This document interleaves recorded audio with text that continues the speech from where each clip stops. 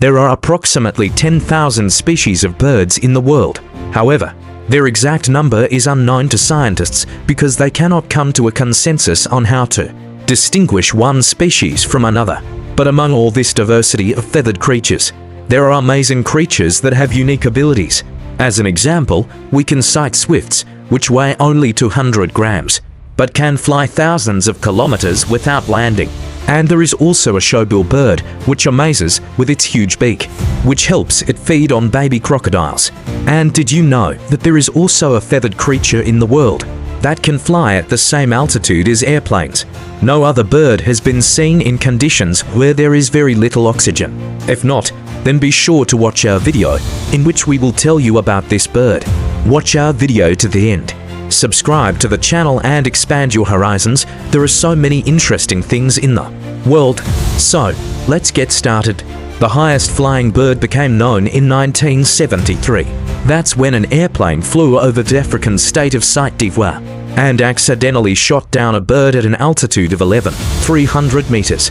As a result of the sudden collision, one of the aircraft's engines was damaged.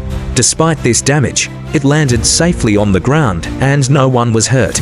Unfortunately, the same could not be said about the bird that collided with the plane.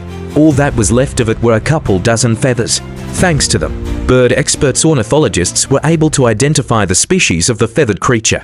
It turned out that the African vulture Gyps rupelli, also known as Ruppel's vulture, was able to rise to a height of more than 11,000 meters. African vultures are birds of prey that live in large numbers in the savannas of Africa. More specifically, they have long been a favorite of the Sahel region, located between the Sahara Desert and the grassy area of the Republic of Sudan. The body length of African vultures reaches 85 centimeters, and their body weight can reach 5 kilograms. That is, these are quite large birds that feel confident next to many animals. Their wingspan reaches to meters, and when they straighten their feathers, it is quite an alarming sight. What if this predator suddenly attacks and starts beating with its powerful feathers? In fact, Ruppel's vultures do not attack first. They are scavengers, meaning they feed on the meat of animals that have already died. That is why they live in places where there are many ungulates like giraffes. When lions attack striped horses or other animals, the birds of prey quietly wait for them to leave and then eat the remains with gusto. The photographs clearly show that vultures have almost no feathers on their heads, especially large ones. Scientists believe that this is due to the tendency of these birds to stick their heads deep into the carcasses of dead animals.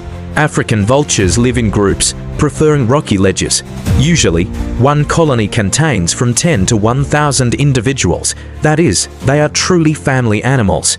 They form pairs for life. When the female opens a pair of eggs in the nest, chicks hatch from them, which are looked after by both parents. Despite the diversity of populations, today there are only about 20 to 1,000 individuals of this species of vulture left in the world. They are on the verge of complete extinction because people destroy their habitats, and they also lack carrion. Ultimately, it turns out that the maximum altitude of birds' flights is 11,300 meters. But scientists believe that this was an isolated case, because birds cannot stay at such an altitude for long due to the low amount of oxygen. If we exclude African vultures, the record holders in terms of flight altitude are the common crane's grus, which can rise to 10,000 meters in case of danger.